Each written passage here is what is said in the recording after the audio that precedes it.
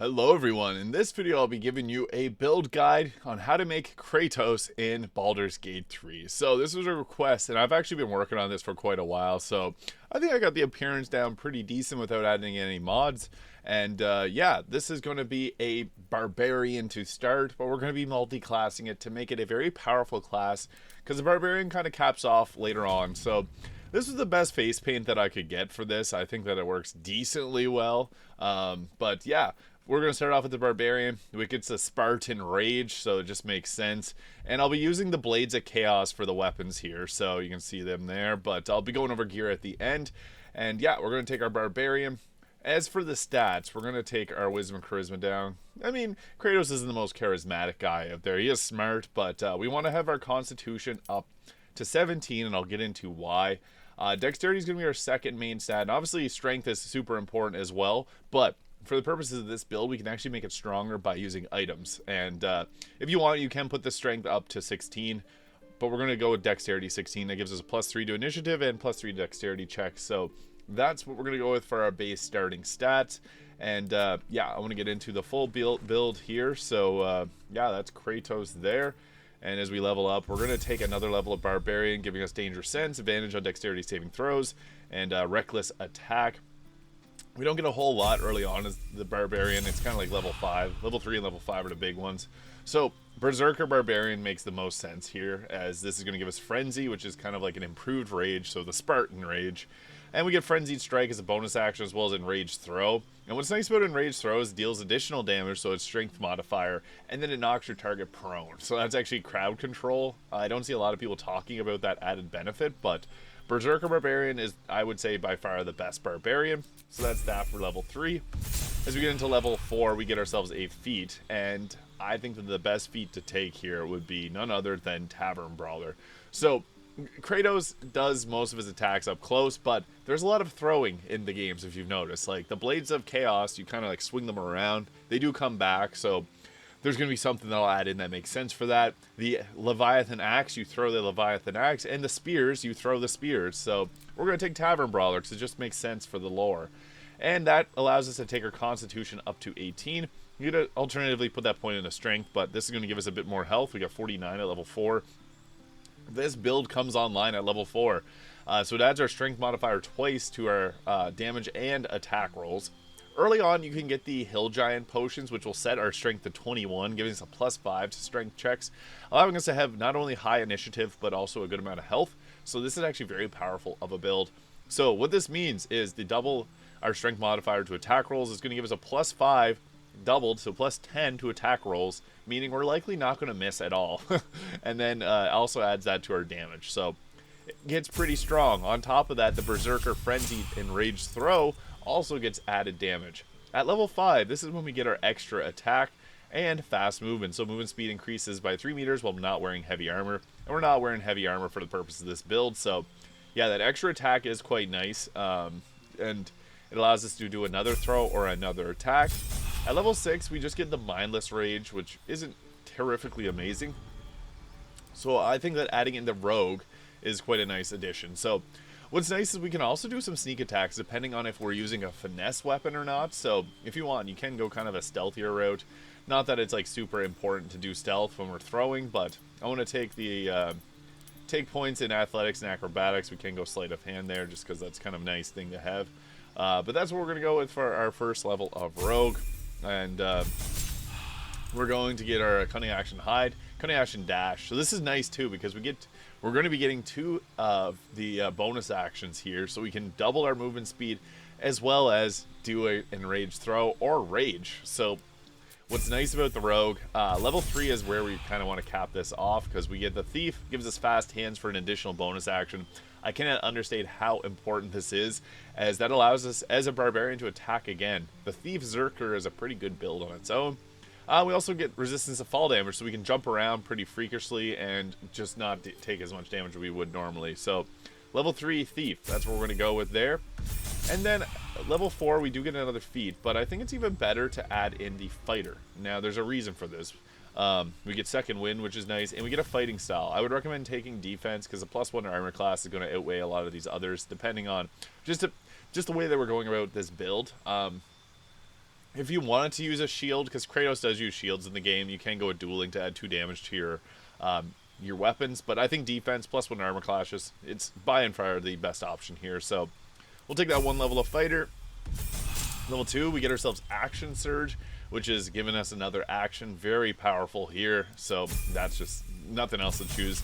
And then at level 3, we get a choice. So we can go, I think Eldritch Knight is probably the best. Reason being is we can bind our weapon. So it'll automatically return to your hand when thrown. Perfect. So there's only a few items that will return to our hand in the game. I think there's 3 total. So if you want to use those weapons, and only those weapons, I would actually recommend going with the champion, because this will increase the critical hit chance, and that's quite nice, just being able to hit a crit on 19. But I think that Eldritch Knight is better, because then we can use any weapon and use them as throwing weapons. So this also gives us some spells, which is kind of nice. The Eldritch Knight actually brings a lot of utility to this build. As far as our cantrips go, I think a Minor Illusion's an S tier cantrip.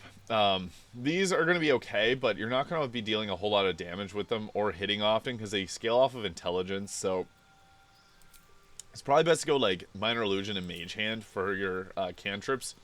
Mage Hand can be nice because you can set up a Mage Hand and have it throw health potions, or have it throw like water bottles to set up lightning damage. If you're the face of the party, take Friends. Friends is really, really amazing. So Minor Illusion's like the non-negotiable, and then Friends if you're the face of the party. For our spells, Shield is really, really nice, and it's actually crazy that the Eldritch Knight gets this. This will increase armor class by 5, and you take no damage from Magic Missile.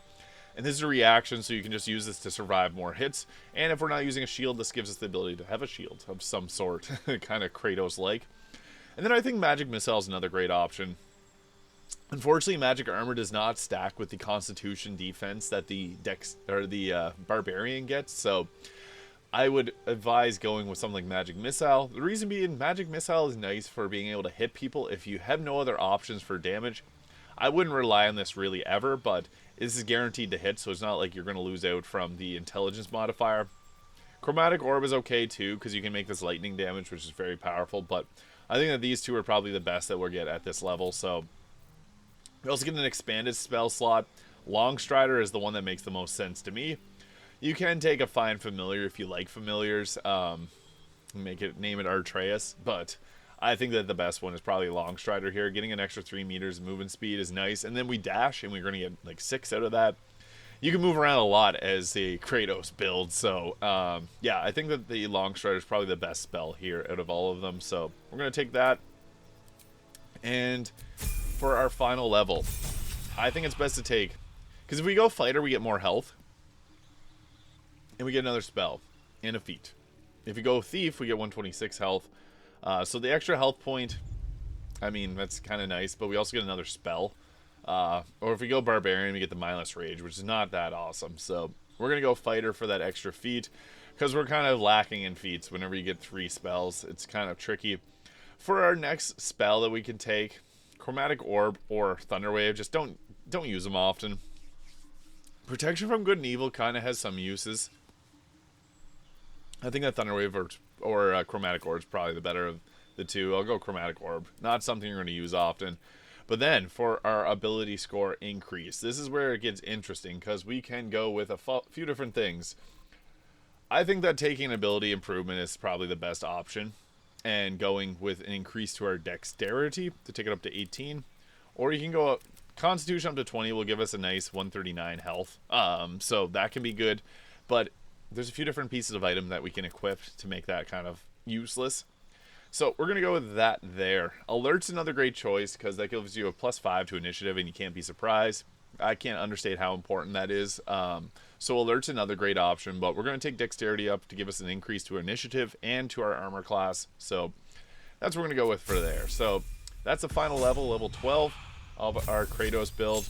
And yeah, getting into the gear side of things. So this is a pretty strong build, honestly. Our Enraged Frenzied Strike, I guess you can't rage when we're outside of combat, but this gives our attacks quite a bit of damage, which is nice. And for helmet, I think the Bone Spike helmet's pretty great. When you rage, hostile creatures within 3 meters radius must succeed a wisdom saving throw or take a 2d4 of psychic damage, so 2 to 8 psychic damage. What's nice about that is in the game, Spartan Rage kind of knocks enemies back. Same thing happens here. There's some other helmets. I like the Haste helmet, giving momentum for 3 turns at the start of combat. It's really nice. And the Helldusk helmet's obviously a really great option too. For the cloak, I think Cloak of Protection is great. Saving throw and armor class +1 takes armor class up to 20. That's pretty great. And then for our armor, I was just using this one because it looks nice. It makes it look kind of like Kratos' armor. Armor of Agility is our strongest armor that we can go with, because what this does is it adds our full dexterity modifier to our armor class, and we can do stealth. And since we are kind of stealthy, this works.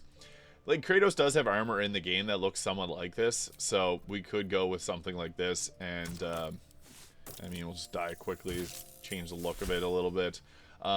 For gloves, Helldusk gloves are great. You can also go with the gloves of Hill Giant Strength to set our strength to 23 if you don't want to deal with using strength potions. But with a strength potion, we get our strength up to 27, which is pretty strong. And that allows us to throw and do a lot of damage. The Disintegrating Nightwalkers is nice to get Misty Step, but just a classic old evasive shoes to take our armor class up to 24 is also good. So we can go with that. I like these two, as these are kind of like the Blades of Chaos. What's great about the Bloodthirst is it gives you the improved critical, so it's as if we took the champion subclass just by having this, which is nice. And then on top of that, we get Exploit Weakness, so creatures hit with this weapon receive vulnerability to piercing damage, and both of these do piercing damage. So Exploit Weakness, fantastic, doubles the damage that enemies will be taken from this, so that's just great. And then Crimson Weapon, when you make an attack with your offhand weapon, you can add your ability modifier to the damage of the attack. So that's a nice +8 from our strength modifier. Really good. I like the Amulet of Ball there. That's a really useful amulet. But the Amulet of Greater Health can set our constitution up to give us a 151 health. So that's pretty busted. Pick whatever you want for that. For the rings, Killer Sweetheart, critical hits. Big thumbs up from me. And the Ring of Flinging, got in Act 1. 1d4 bonus to throw damage. That's just nice to be able to add that on top of all the extra damage that we'll be dealing. So with an armor class of 24 and the ability to do upwards of 4 attacks and even 8 attacks with Action Surge, that's pretty great. So, or 6 attacks with Action Surge. We can also just cast Long Strider on ourselves because we're not using our spell slots often, so having armor Long Strider is nice. It lasts till long rest. You can even use that to buff up the whole party, so that can be great just to get everyone else buffed up. And yeah, then you use up your spell slots because you're not going to be using them often. So giving everyone else increased movement speed is really nice, just to be able to run around more. Then you also got yourself a self heal. We got our weapon bound, so we can throw items around, not have to worry about losing them. And if you want to put it on the opposite weapon, you can just switch them around, apply it, and switch back.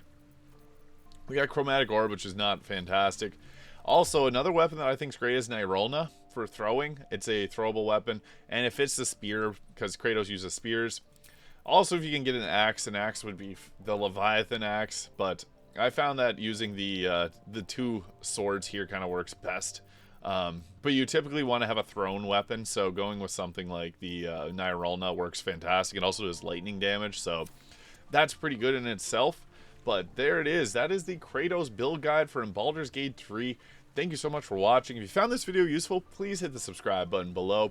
And if you have any recommendations for future builds, please let me know in the comments below. This was a whole lot of fun. I've been brainstorming this one for a while. So yeah, thank you so much for watching, and I'll see you in the next one.